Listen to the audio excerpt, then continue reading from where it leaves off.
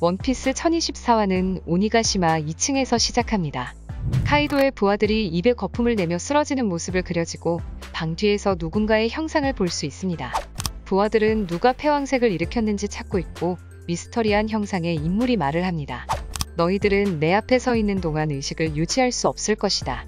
난 토비로포 2명을 패배시켰던 남자 우소아치다. 이에 카이도의 부하들은 놀라는데요. 그렇습니다. 그는 바로 거대 악어를 탄 우솝이었습니다. 나미와 타마, 스피드는 급하게 우솝을 숨기는데요. 사실 패왕색의 정체는 빅맘이었기 때문이었죠.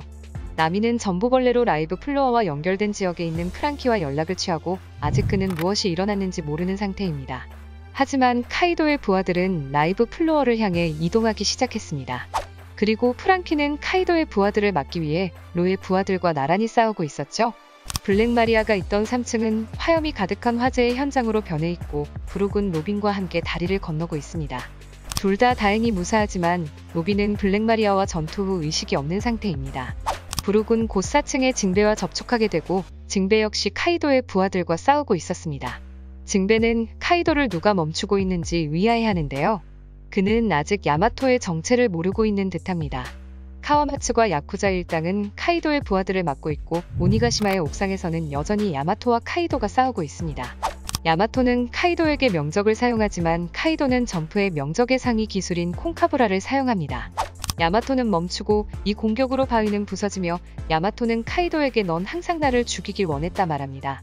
이에 카이도는 이는 단순한 집안 싸움이 아니라며 야마토가 오뎅이 되길 원한다면 자신과는 전쟁을 하자는 것과 다름없다 이야기합니다.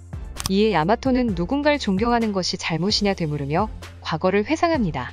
오니가시마 입구 토리이에 카이도와 야마토가 써 있습니다. 에이스가 파괴한 용이 있는 곳. 오뎅이 카이도에게 부상을 남기고 죽은 후인 20년 전. 야마토는 스스로를 오뎅이라 불렀기 때문에 나무 기둥에 묶여있는 상태입니다.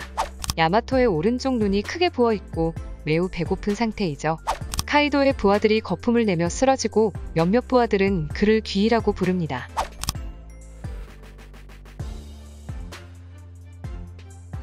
야마토는 이 말에 당황스러움을 감추지 못하고 이어 카이도에 의해 동굴에 가둬집니다. 이내 거대한 돌에 묶여 울고 있는 야마토의 모습이 그려지고 동굴 안에 3명의 와노쿤이 대거모들에게 카이도는 말을 건넵니다.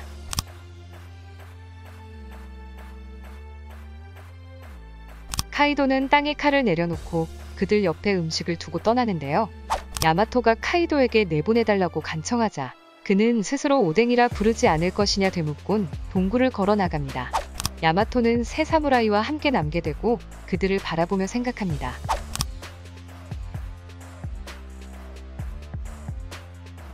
갑자기 사무라이 중 한 명이 일어서고 야마토는 자기가 끝났다고 생각합니다. 하지만 그는 야마토에게 음식을 내줍니다.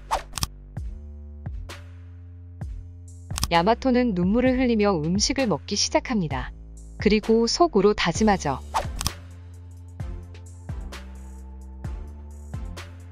야마토가 음식을 다 먹자 사무라이 중 한 명이 서서 검을 뽑고 그 사슬을 끊어내고 야마토는 사무라이에게 그의 이름을 묻습니다.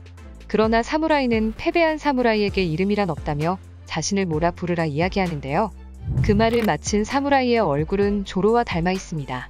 왼쪽 눈에 붕대. 그는 바로 시모츠키 우시마루입니다. 사무라이들은 야마토의 마음에 공감하고 야마토는 오뎅의 일지를 그들에게 보여줍니다. 이에 사무라이들은 놀라고 이내 야마토는 사무라이들에게 읽는 법을 배워 일지의 내용을 알아가며 흥분합니다. 그렇게 열흘이 지나 야마토는 약해졌고 먹을 게 없어 죽기 직전의 모습을 하고 있습니다.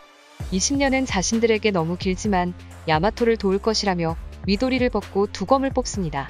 코우시로와 같은 문양이 비춰지고 사무라이들은 거대한 돌을 파괴하곤 동굴의 입구를 가로막고 카이도에게 향합니다.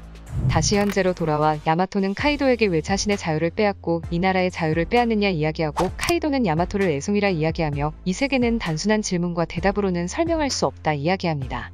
그리고 둘은 동시에 뇌명팔개를 사용하는데요. 둘 모두 패왕색 패기를 사용하며 그 충돌이 크게 일어납니다. 그리고 이 순간 동안 야마토는 아버지와 동등해진 것처럼 보입니다. 야마토의 회상에서 시모츠키 우시마루의 존재가 다시금 등장했습니다. 스스로를 오뎅이라 외치던 야마토가 감금당한 곳에 바로 우시마루였습니다. 1023화에 이어 1024에서도 오시마루와 조로가 닮아있다는 언급으로 한 것으로 보아 둘의 연관성은 굉장히 깊이 연결되어 있다 볼 수 있습니다. 우선 조로는 시모츠키 마을에서 성장했으며 이 시모츠키 마을은 와노쿠니를 불법 출국한 코자부로가 만든 마을로 그의 아들인 코우시로에게 조로는 검술을 배웠습니다. 1023화에 언급된 대로 검술이야 코우시로에게 배웠기에 닮을 수 있다고 하나 외모는 분명 유전적 단서라 여겨집니다.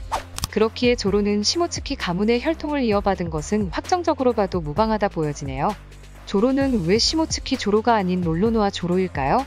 이는 나루토가 우즈마키의 성을 가진 것과 유사하다 여겨집니다.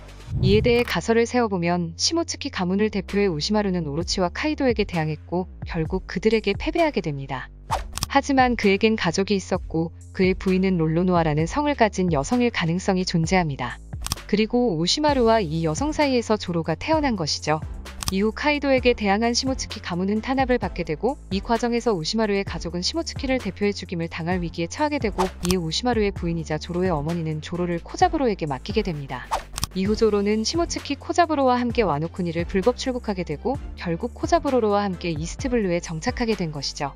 이 가설은 결국 쿠이나와는 혈족으로 묶이게 되고 여자로서의 한계에 한탄하던 쿠이나의 존재는 결국 조로가 시모츠키의 당주가 될 것이라는 떡밥을 완성시키게 됩니다. 야마토의 회상이 끝나며 카이도 대야마토의 대결은 절정으로 치닫는 느낌을 줍니다. 곧 루피도 성체가 된 모모노스케를 타고 등장할 텐데요. 우선 야마토가 패왕색 패기를 구사하다는 것은 확정된 듯합니다.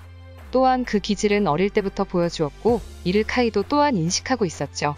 누가 강하고 강하지 않은가의 문제라기보다는 원피스의 흐름을 좌우하는 인물 모두 패왕색 패기를 갖고 있다는 점에서 야마토 또한 와노쿠니 이후의 방향성을 제시할 것으로 보여집니다.